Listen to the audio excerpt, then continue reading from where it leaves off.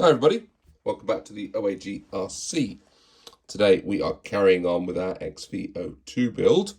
We are on to parts bag B. It looks to me like we're going to be building up the arms, probably both sides, front and rear, and probably going to be mounting up those diffs. So let's get on and get started. Now, just before I go too much further, I have ordered another case for the differentials. The reason being is I'm going to do one of the diffs that's set up as the 40 tooth, not the 39 tooth. And what that'll allow me to do is change them out front and rear without having to swap and rebuild this each time, and see the difference in the drive by changing out the differential. Or at least that's the theory anyway. So I've got another one of those on the way, which hopefully will give us a bit of an experiment to do once we've got the chassis up and running. Right, let's get cracking. What I really love about this kit is as you slice into each bag, you're met with some nice little extra hop-up bits that I don't think are going to be standard when they bring out an XV02 that's not a Pro. So this one we've got this lovely blue. I'm assuming they're going to be in the centre, yeah, because there's universals that go either side. And that looks to me like a lovely motor mount that's in nice anodised blue as well. Bearings throughout, which is great to see. And of course there's lots of hex bits, which I think you'll get in the standard XV02 when they eventually get around to doing that. Well, let's go ahead and see what we've got to do in step number 8. Just as I'm getting these all out ready, I've just noticed that these little suspension balls that go onto the XV02 are actually metal. Now, in the XV01 that I did, and in the TD2, these were plastic. So, nice little upgrade there by Tamiya to give us some little metal ones that go into the arms. So, we're going to make both these up the same or very similar, either side. So, we've got a 5mm ball connector going in there. I've got the tools out ready, but I didn't.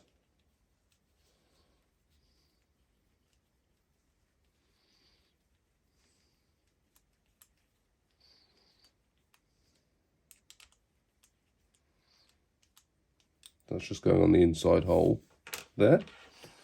And we'll do the same the other side. Oh, hold up.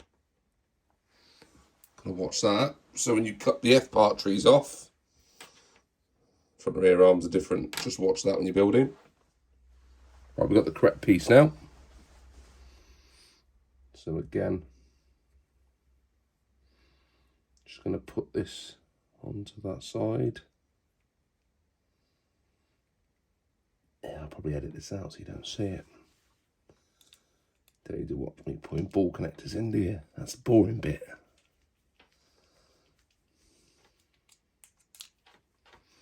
Anyone can do this bit.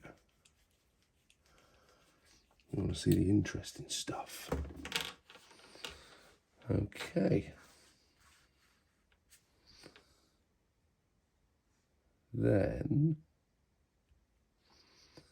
well, we've got some spacers. Hang on, let's go and find some spacers. So on the A parts tree, there are some little spacers all over the place for various different parts of the build. I seem to remember there being loads and loads and loads of them on the XV01. So we need the A7s, which are these ones here.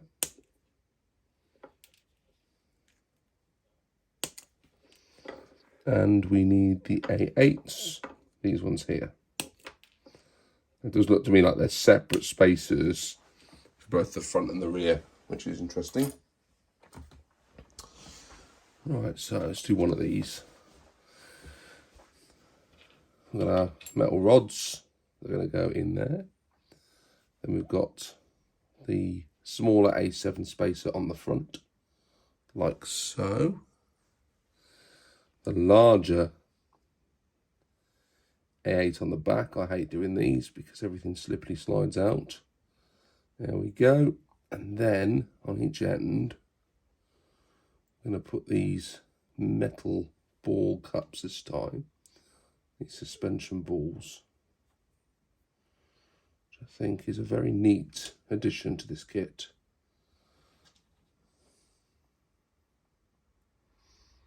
Like so. And there you go. That is a front arm ready to mount. So I'll go ahead and do the other one, then we'll see what happens in step 9. So step number 9 is mounting up the arms onto this diff cover. Now these bits here are plastic, and what I've got coming is a hop up where these are actually going to be alloy, and this bar here, which is where the suspension arms go into, will also be alloy as well. So these will all be alloy upgrades. And then part of this is adjustable, so you can change the way that the the suspension is mounted and the steering arms are mounted. But they're coming, they're not here yet. I'm going to build this, apart from that centre diff, as standard as I can do. And then I can play about with the settings and the various different bits and pieces on it at a later date. I've probably gone to town on this far too much that I'm going to need. But it's the first modern Tamiya kit that I've had where all the accessories and spare parts have all been available out of the box. So I thought, why not get the ones that I think will be fun to play about with and add some performance differences while I can get them, rather than want to do it in 2 years' time where I can't get hold of the bits and pieces that I want.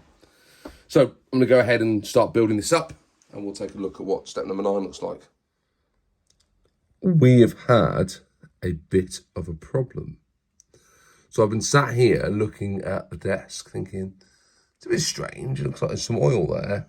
And I picked up that diff, and look, it's lost all of its oil. So I'm going to have to take that one apart and find out why that hasn't worked. Now, it might be that I haven't sealed the gasket properly, or maybe I didn't tighten it up. The other one has been fine, but that one there has lost all of its oil. So it's a good job that you get plenty of it in the kit. So there we go. Those front arms are on. So yeah, it was nice and easy actually. Those metal suspension balls at the end really helped keep the rods together. So I didn't have them all sort of falling apart as I was screwing that together. That's quite a neat little design. So I've just been rebuilding this differential, and I think I've come to the conclusion that it was a user error.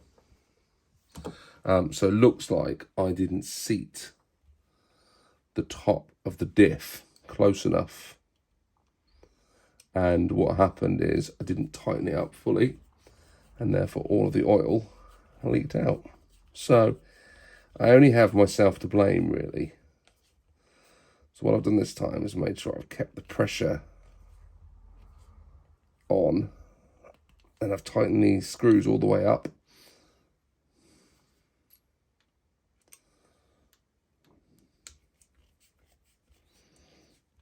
And I think that was my fault last time, as I didn't quite get everything sat right. And then I was so worried about over-tightening the diff, or over-tightening the screws going into the diff, that I didn't actually tighten them enough. So we're going to redo it, rebuild it, and then let it sit on the work surface for a couple of hours and see if anything leaks out. And maybe this time, we've got it right. Or maybe I'll come back to another little puddle later on this afternoon.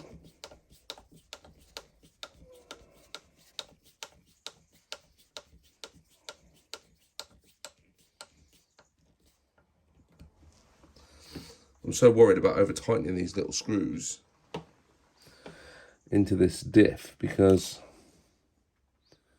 I don't think it will take much to wreck it, to be honest. And then the thread's gone. If the thread goes, the whole thing's done. and you want to buy another diff, and these diffs are like 30 quid a pop.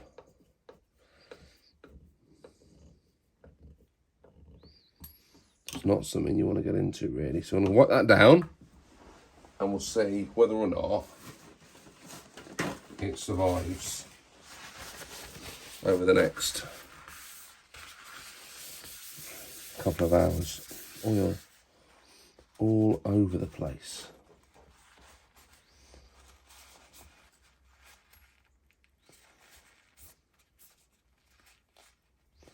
If it leaks again, then it must be the gasket on the inside. And if it goes again, I do have a spare gasket.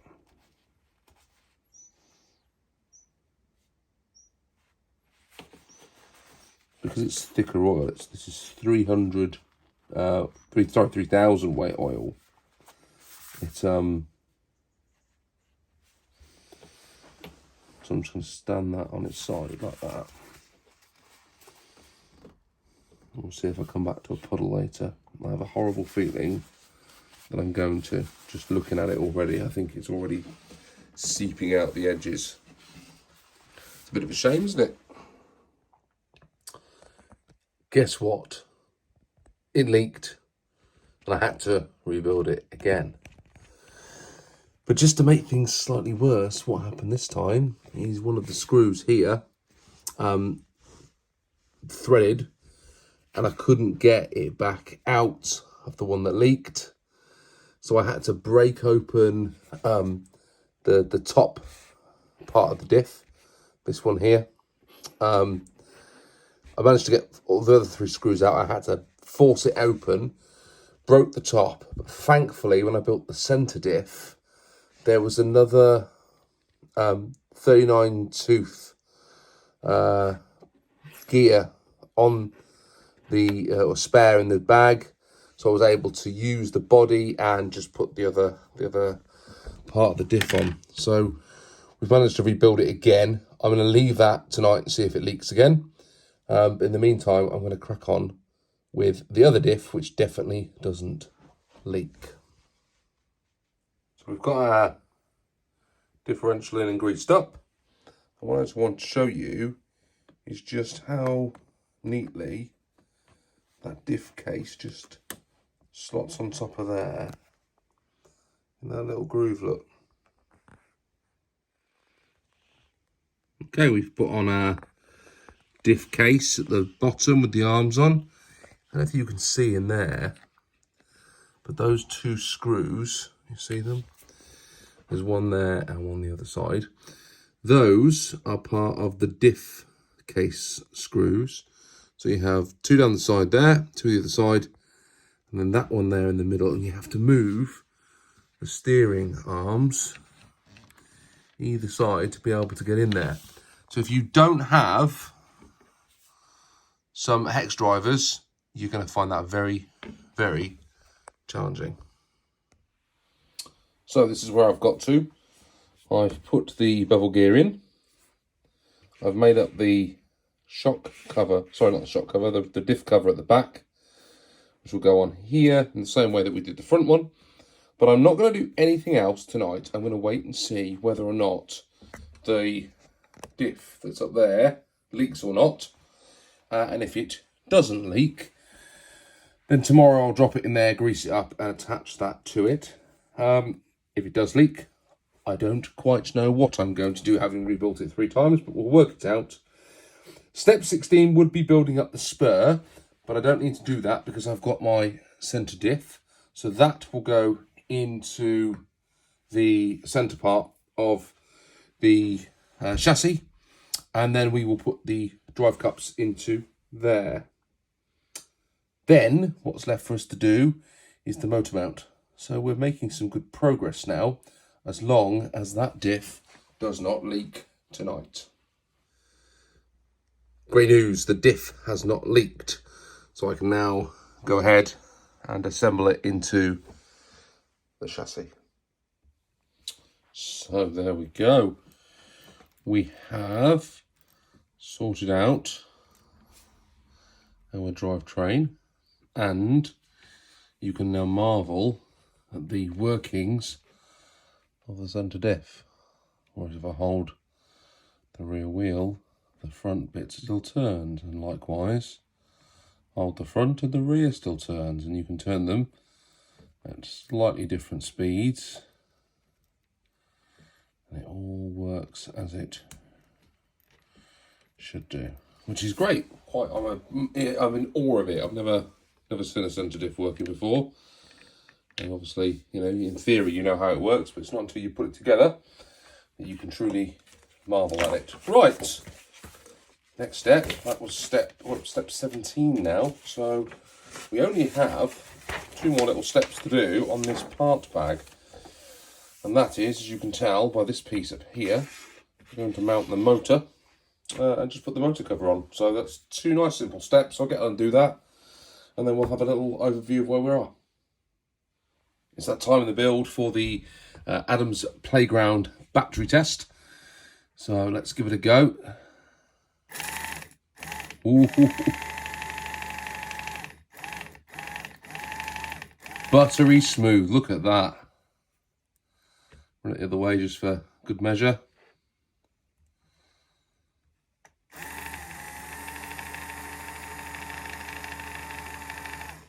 Sounds lovely. We're in business. So we have finished parts bag B. We've got our motor now assembled. We've got our differentials in and the drivetrain is in. We've got a centre diff in the box. And another differential at the front. So what have I learned so far? Do not over tighten the screws in this kit.